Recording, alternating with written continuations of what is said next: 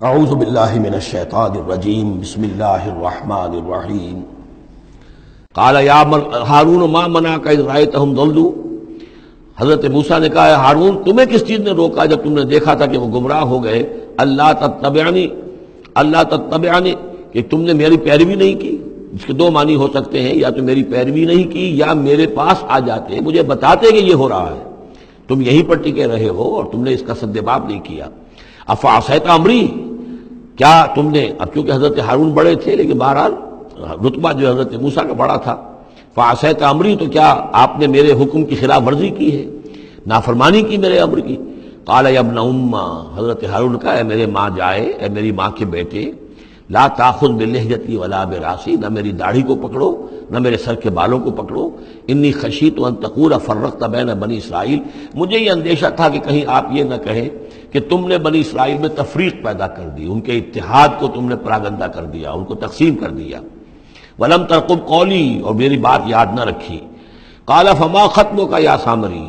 اب حضرت موسیٰ علیہ السلام نے سامری سے جواب طلب کیا، تمہارا کیا معاملہ ہے، کیا حقیقت ہے اس چیز کی جو تم نے کی ہے؟ قال بصرت بما لم یبصروا، اس نے کہا میں نے ایک چیز دیکھی جو انہوں نے نہیں دیکھی۔ فقبضت قبضۃ من اثر الرسول، تو میں نے رسول کے نقش پا میں سے ایک مٹی کی مٹھی لے لی، یعنی یہ کہ کہیں حضرت جبرائیل علیہ السلام آئے تھے حضرت موسیٰ علیہ السلام کے پاس، اور یہ شخص چونکہ راہب تھا، وہ روحانی اور نفسیاتی ایکسرسائزز وغیرہ جو ہیں اس نے کی ہوئی تھی، تو اور تو کسی کو نظر نہیں آئے لیکن اس سے نظر آ گئے، حضرت جبرائیل کو اس نے دیکھ لیا، تو ان کا جو قدم جہاں پڑ رہا تھا زمین پر وہاں سے اس نے مٹی اٹھائی،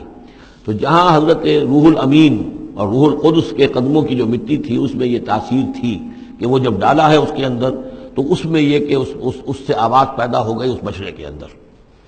قال بصرت بما لم يبصروا به فقبضت قبضة من اثر الرسول فنبذتها، اور وہ میں نے اس میں پھینک دی، وكذلك سولت لي نفسي، اسی طرح میری نفس نے مجھے یہ راستہ بتایا اور یہ صلاح دی۔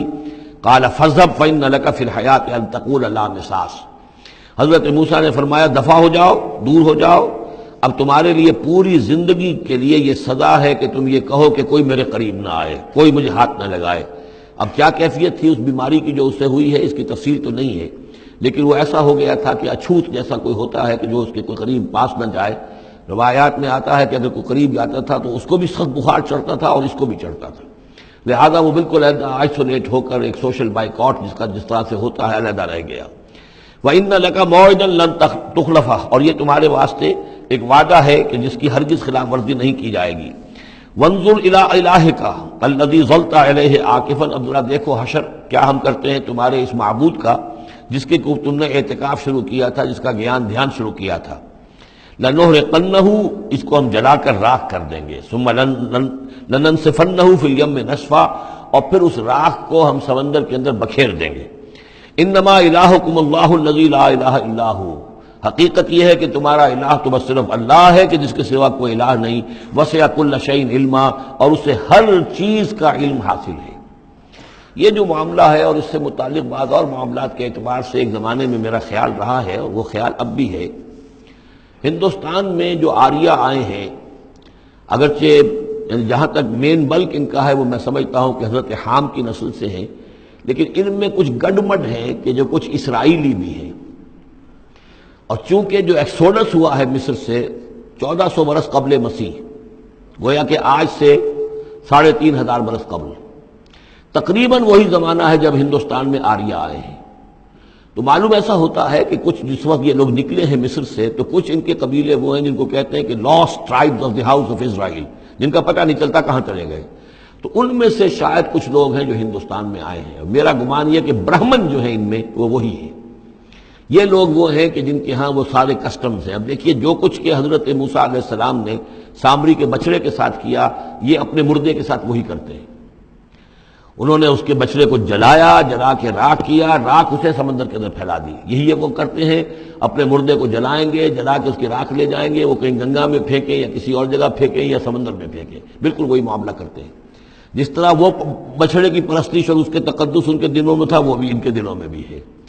گیروا رنگ، گائے کا بھی رنگ وہ تھا کہ جو شوخ زرد رنگ جو کہا ہم سورہ بقرہ میں پڑھ کر آئے، وہی گیروا رنگ ان کے سادھوؤں کا ہوتا ہے، وہی رنگ ان کے ہاں ہے۔ اور پہاڑ کا سر اٹھا لینا سر کے اوپر، ہنومان جی کا ان کا جو کانسیپٹ ہے کہ پورے پہاڑ کو اٹھا کے وہ لے آئے، تو یہ معلوم ہوتا ہے یہ بھی کوئی بدلی ہوئی شکل ہے اسی روایت کی کہ جو ہم نے تمہارے نطقنا الجبل فوقکم، تمہارے اوپر ایسے اٹھا لیا تھا جیسے صاحبان ہوتا ہے۔ تو بہت سی چیزیں جو ہے ملتی ہیں، اور میرا گمان ہے کہ اپنشدز جو ہیں ان میں صحف ابراہیم کی بگڑی ہوئی شکلیں موجود ہیں۔ قرآن مجید میں صراحت سے مذکور ہے صحف ابراہیم و موسیٰ۔ اب موسیٰ کے صحیفے تو یہ 5 ہمارے پاس ہیں موجود، تحریف شدہ ہیں، the first 5 books of the old testament, یہ صحف موسیٰ ہے، لیکن صحف ابراہیم کہاں ہے؟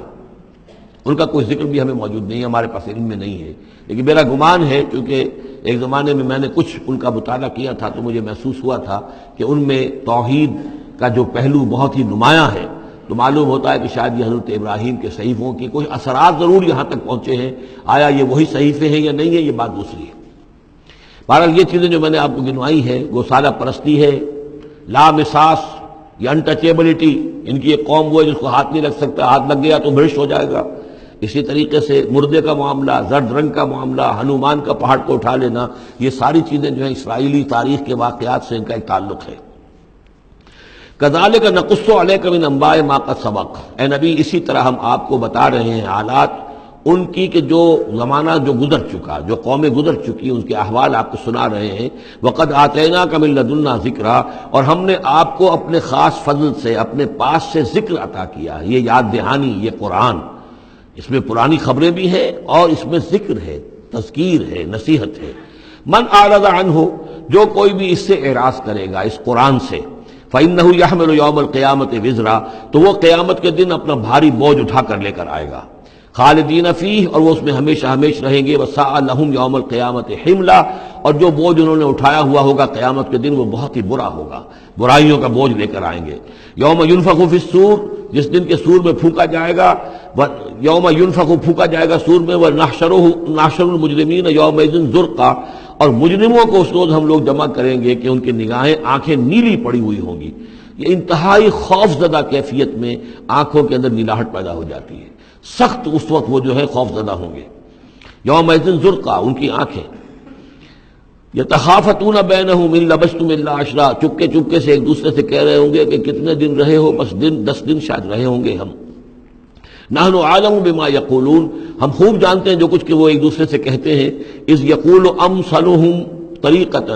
جو ان میں سب سے زیادہ کلچرڈ ہے، سب سے زیادہ پڑھا لکھا لال مجکر جو ان کا ہے، وہ یہ جواب دے گا ان لبثتم الا یوما، نہیں ایک دن رہے ہو بس، اس سے زیادہ نہیں۔ یہ ان کا سب سے بڑا لال مجکر ہوگا۔